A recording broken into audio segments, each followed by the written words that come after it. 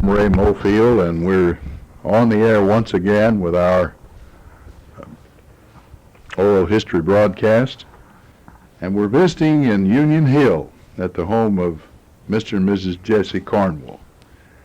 And we may talk to both of them, although I've got Jessie right over here by my side, and we'll start out with him at least. And Jessie, thank you for letting us come to your house. I'm glad for you to be here. We generally start off and ask you if you're of age yet. Well, I'm 81. 81 years old. That's a wonderful life. And we know you, or we suppose you've enjoyed every one of them. What was your father's name? Charles Luther. They called him Lute. Uh-huh. And your mother? Cora. And while we're, her last name was what? Cope. Cope. Cora Cope. And we'll get over here and let your wife get her voice on the air too. You were? Avenel Hurt. Avenel Hurt. Now, did you ever know Jim Hurt? Yes, he's my brother. Yeah. And your father and mother? Wesley Hurt. Uh-huh. And Lily Edwards Hurt. Lily Edwards Hurt. Well, I don't know if we're any kin or not. We could be, perhaps, through the Edwardses.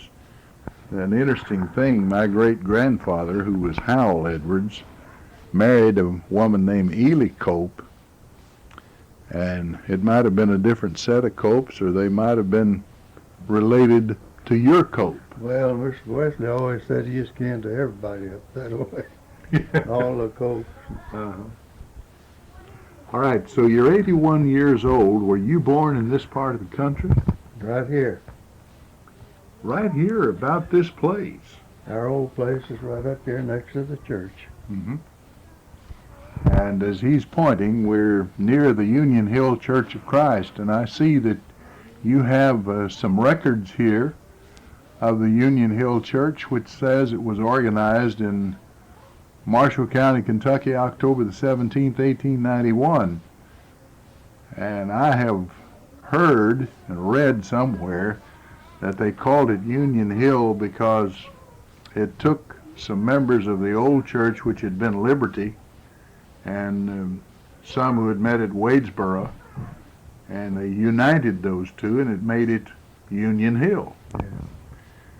So it goes back a long, long way to the last century. It says that the officers elected on that day were Jesse Darnell, James M. Stark. I believe that probably was James Marshall Stark. I guess it was. And Lafayette Starks, and let's see, Daniel Pace, and Rufus Pace. Now those were the elders. The deacons were Andrew Pace, and did you tell me he was related to one of you? Yeah. And then there was William Jackson and Melvin Harris and William J. Cope. I believe you said that was a relative. That's my granddaddy. Your grandfather on your mother's side Yeah. of the family. Yeah. And Charlie Edwards is listed as sexton. That's And- my granddaddy. And that's your granddaddy. Well, great. We just picked up relatives all over the place here, haven't we? And William J. Cope was also the clerk, and W.S. Jackson was named as the treasurer of that group. And of course, as we look out here, we can see the building up the road, so that organization kept going right along. Now, I've always been told that my granddaddy gave the land where the church was built. Mhm. And he lived, I know. He owned all the land around it, and I'm sure that's right. Mm-hmm. All right, that was a very good donation on his part, of course, to give the land. Now, wasn't there a Union Hill school? Right down here in my hog lot, I call it. Just a little bit, that would be slightly northwest of where the church building was? or he Yeah, is? yeah, Yeah. yeah. And so you didn't have very far to go to school, did No, about 200 yards. you? Well, one thing Jessie can't do is to tell those stories that we hear so often about I walked 5 miles through snow. Well, we chin did deep. after. Now, I just went down here about 2 or 3 years, and then I had to go over where the new school was. Well, now, where did they build the new school? Over on this blacktop road over here. Mhm. It's about a mile through here. Well, 1 mile wasn't bad. You still can't tell We that got- 1 mile story, 5 mile story, I had can to you? walk further than that. We called it a lane then. They call them roads now, but this was a lane then. Yeah. These are roads out here, but Yeah. these little ones is lanes. All right. Do you remember any of the teachers you may have had? Oh, Lord, yes. Gus Lamb, Leonard Davis. Gus Lamb was our mail carrier over in Callaway County when we lived over there. Leonard Davenport. He ran the store, didn't Well, I can't think of the Walker now. Some Walker. he? All right. My first teacher was Miss Chloe Lentz. Mhm. And Brother White taught over there some. Johnny White. I remember him. I don't remember him as a school teacher, but when we moved back to Hardin in 1938, he was living here then. Well, he preached up here for years. As far as I can remember, he is the first preacher that I ever remember much about that preached up here. Mm-hmm. All right, well, you've got a very good memory there. And in school, could you tell us a little bit about, well, let me get over here and ask Avenel. Did you go to school there, too? Yes. So you didn't have to go far to look for a husband? No. Only I had to go barefooted. The frost and the icicle just about froze my feet. You couldn't wear your shoes till about Christmas time. You just had one pair a year, and you had to be sailing with them. That sounds like World War II. That we had to get stamps to buy a pair of shoes and so on. But then many of the children went barefooted. Well, I can recall that I suppose I didn't absolutely have to go barefooted. Mother would always get up enough eggs, and we'd sell cream twice a week. And I'd buy a pair of 98-cent shoes, or $1.98, or whatever they were. But I could hardly wait to go barefooted, and Mother wouldn't let me start till, seemed like it was over around May before I'd say, oh, Mother, the ground's warm, everything's hot. No, the ground's still too cold, she'd say. Well, we like I said, we just got one pair of shoes a year, so we had to go barefooted till it got so. And you walked right along the gravel, and it didn't It kill was a you. field. Did your feet must have got tough? Tough. Tough as wet leather. Oh, we can look back and laugh now. I guess it really Wasn't too funny then. No, wasn't terribly funny. Well, we was it? didn't know the difference. I don't guess we did. We didn't have any more, so Yeah. that's the way it was. Nobody had anything back then. What did you like most in school? You like reading or spelling or I like- geography or? Spelling and reading. I like geography pretty good, but history, I'd sort of back off. Didn't care as much I about didn't care that. much about history. I've always been kind of a history buff, but I liked nearly everything except math. Did you like that, No, I never was very good at it. Jesse? I suppose that's the reason I didn't like it so well either.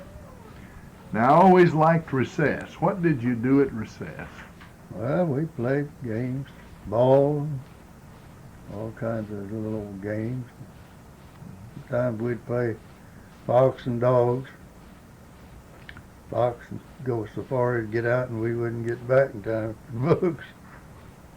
Well, now, what did they do to you when you didn't get back in time?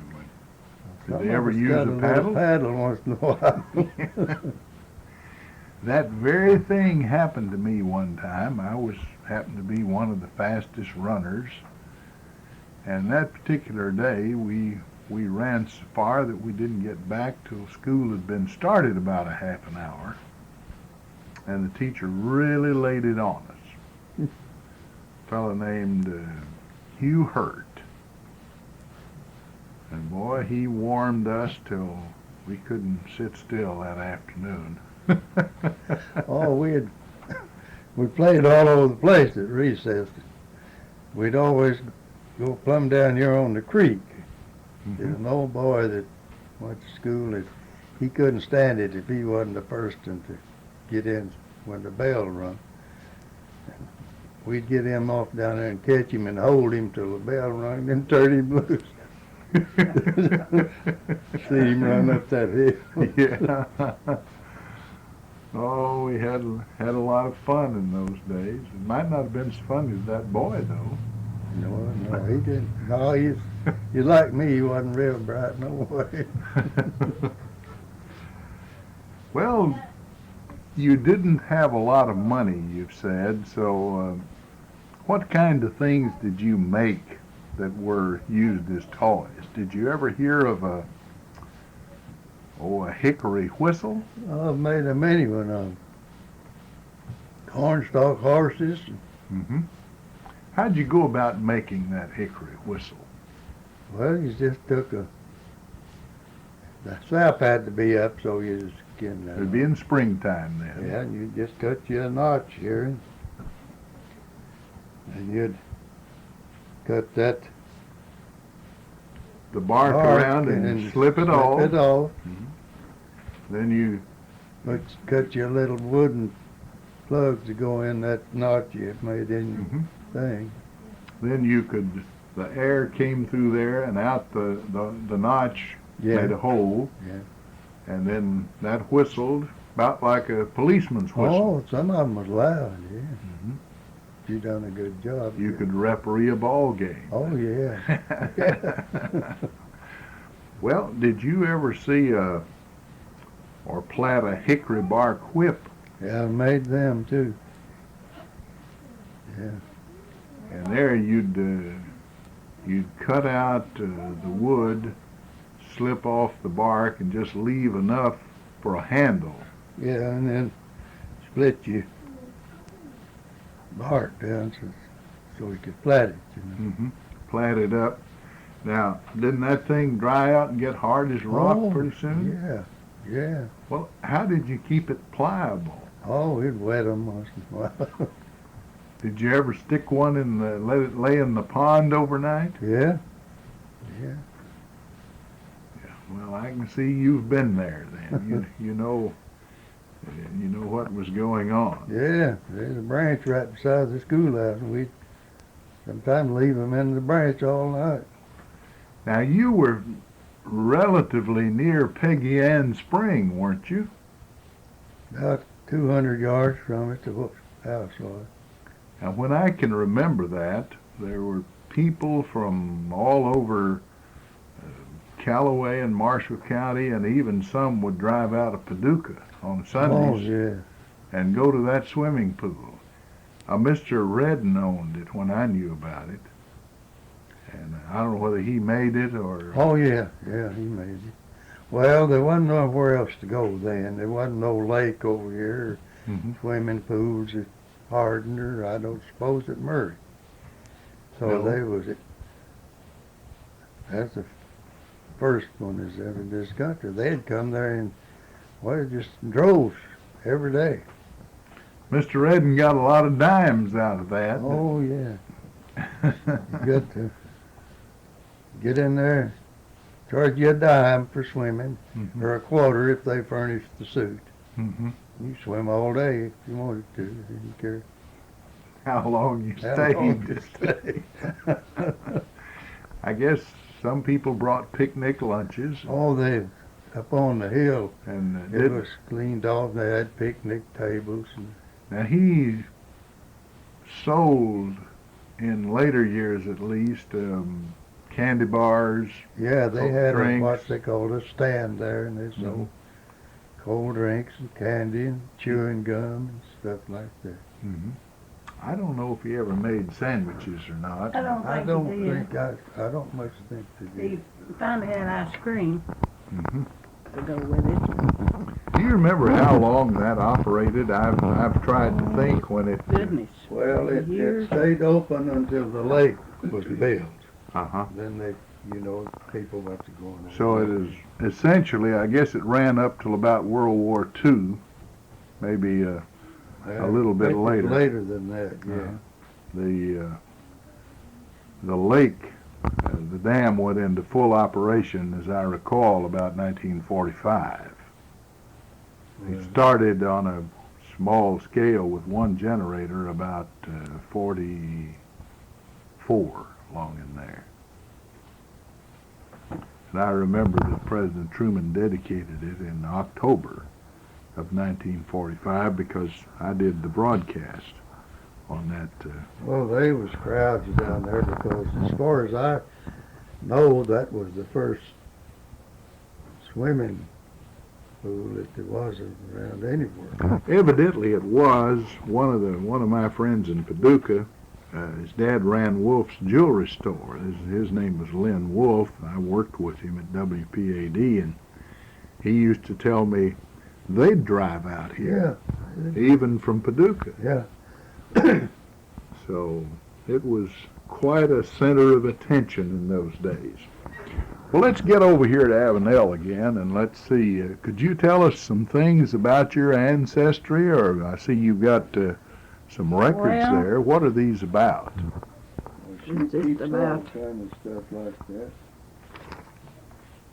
Jesse's family and mine.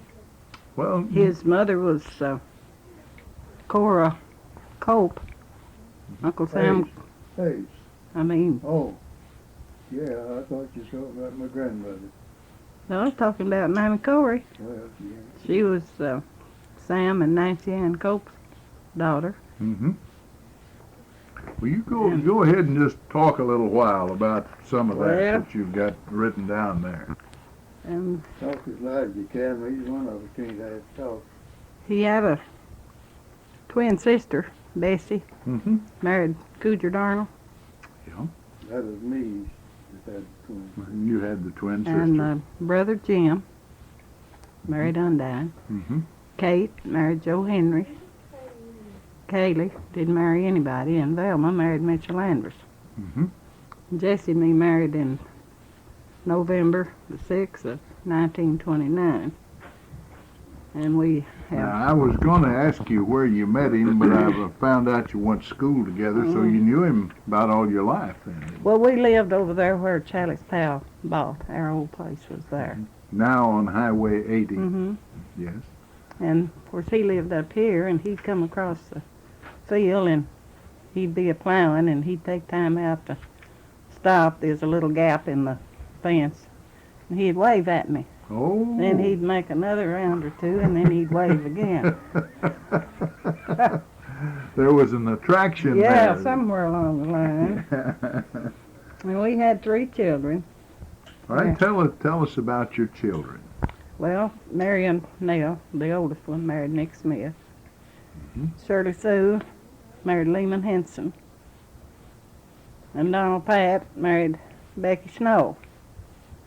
Mhm. And he lives across the road here. Are these his children that are Mhm, here? yes. The 2 girls. Yes, and they have a One little... of them was Amanda, and the other was Cassandra. That's Was it? right. Well, And I they did have a remember baby. the names. They have a little baby boy. His name is Randall. So they have 3 children. Now, you haven't gotten down the road far enough to have any Oh, great-grandchildren. my lands, yes. Got 12 grandchildren and 15 great-grandchildren. What a family. That's now our And they all live in Marshall County. so you can see every one of them. Well, isn't that great? That gives you a lot of pleasure. It sure does. It sure does. and they think their granny hung the moon. Why, I'm sure they do. Now, why do children like grandmothers so much? Because they humor 'em and pet 'em and try to get 'em everything they want when they want it. You mean a grandmother would let you do more than your mother would Yes, have? sir. And, My mother was strict on me. I had to toe the mark. But you don't apply that same standard of discipline to the grandchildren. If they need it, I do. If they're Well, with me. Well, that's good. Many times I think parents say, well, I was a lot stricter on my own children. I never did refuse to correct mine if they needed it. Mm-hmm. Mary Nell's next to the oldest child. She would have mad fits. Mm-hmm. She'd fall down in the floor and just squall and kick and carry on. Mary Nell couldn't do anything with her. She'd bring her up here and she'd say, Mama, will you help Elizabeth? I just can't. And I'd just lay the butt on her.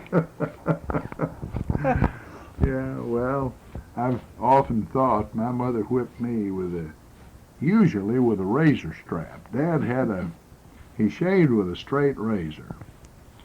And he had a double razor strap. I remember one side was kind of coarse-like. It was black horsehide. And the other side was smooth brown calfskin. And when you brought that down across a young man's sitting position, it made a terrible noise. So it was kind of a psychological weapon, as well as you thought you'd been killed. Although it didn't break any bones or. So I guess that was a good way to do it, and I've sometimes thought maybe that kept me out of the penitentiary.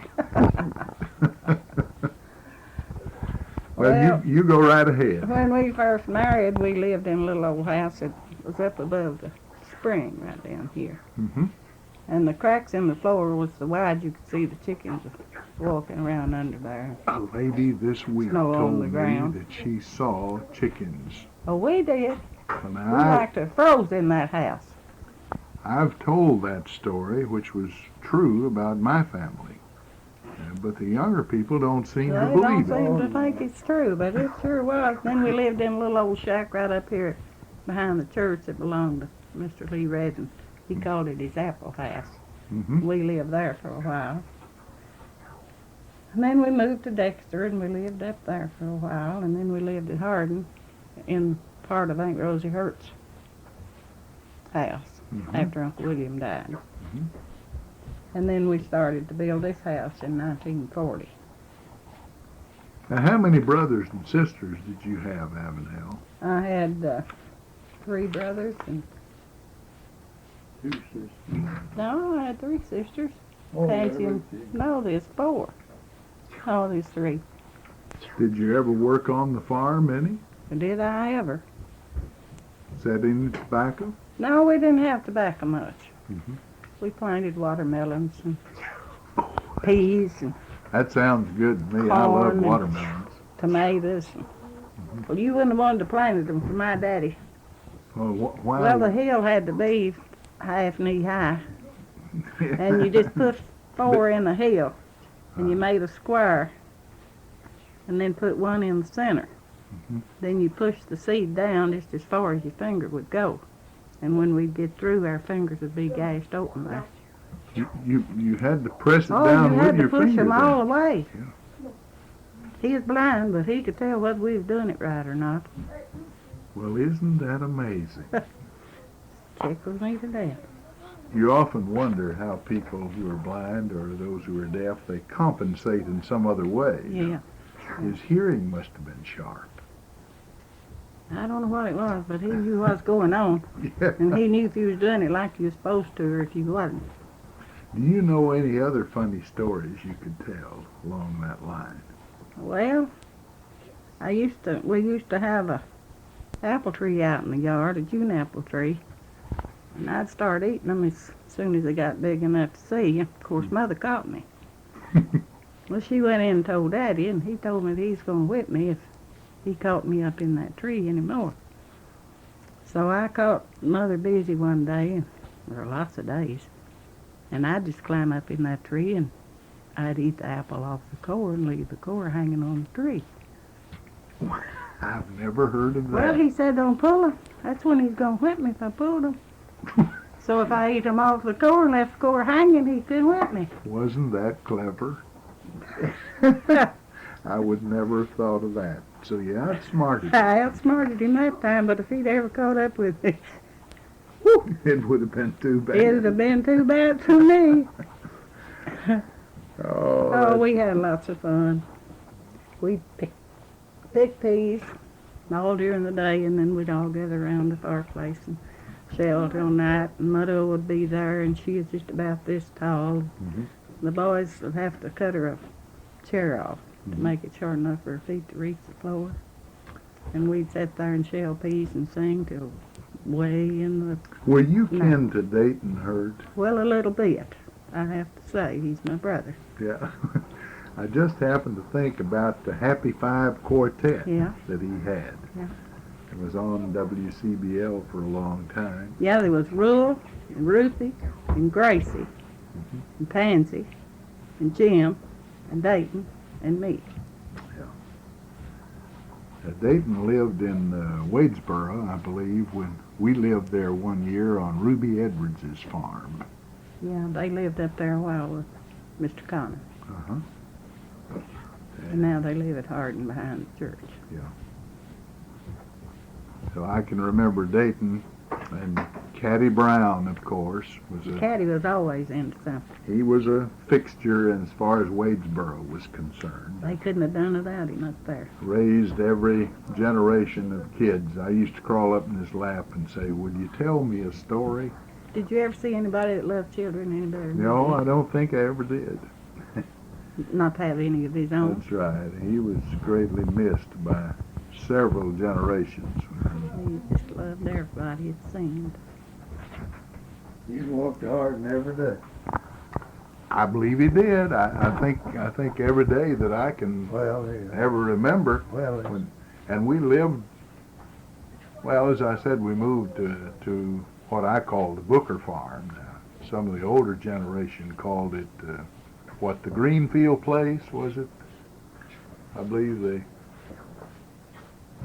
I think, I know that Dave Booker built that, didn't he? well, he built that house, but the land, Well, the some Green- of yeah, them called it the Greenfield Well, I Place. guess Uncle John Greenfield lived down below there. And I think that land had belonged to him. I guess it At one time. Well, we've just got about a minute left. Now, do you have any funny stories you could tell us? Oh, no, not that I know of. I know a lot of them, but I don't know. Maybe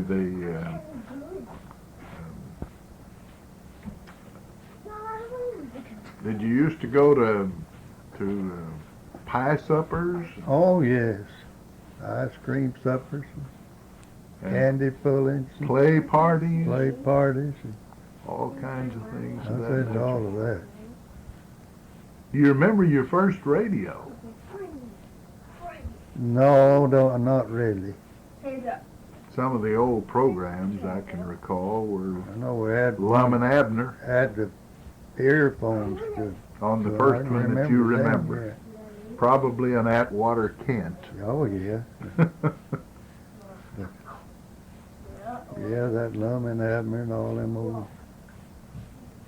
Did you ever ride a train out of Hardin? Yeah, worked on that railroad for years. Well, I was going to ask you about your rail. How long you were with the NC in St. L, weren't you? Yeah, and I worked on the IC some too before that. Mm-hmm. Good long while. Well, it looks terrible to me to see that track taken up from Oh. Hardin to Paducah. It does. No railroad to Benton anymore. That's pretty sad. But that's happened to the rails all over the country, I guess. Well, Avenel, do you have a last word to say here? Well, I've just got a little funny thing to tell that happened when I was going to school. Good. The teacher caught me talking, and she made me stand up. She put a circle way up. I had to stand on tippy-toe to reach it. Put your nose in Put my nose in that ring, Mhm. and she got busy teaching the other classes, and I erased the ring, put me one down a little lower. Yeah. Well, I done that a time or two, and I didn't get caught, so I just kept on till I had my heels on the floor. And she never did catch me. She had to kill me.